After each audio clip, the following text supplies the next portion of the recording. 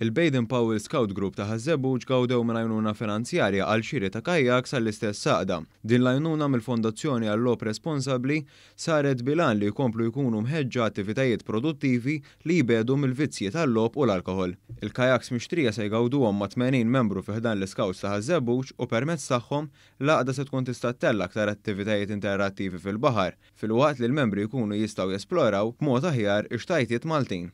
Andrea Bellizzi li jmexxi dan il-grupp tal-Scouts spjega s-sinifikat ta' din l-logħtja.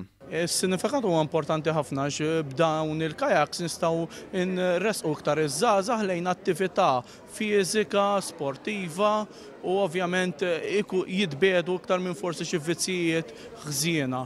Il-Ministru għall-Ekonomija u l-Industrija Silvio Xkembri saħaq kif din it-tip ta' għajnuna taqqat ma' ekonomija li tinkludi lil kulħadd.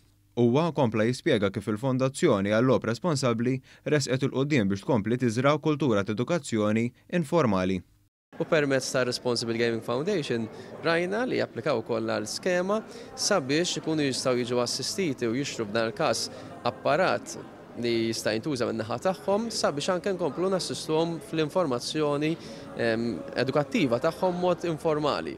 Minnemmen ħafna fil-informal education għaliex tkun dik li tibni l-karattru ta' dak li jkun.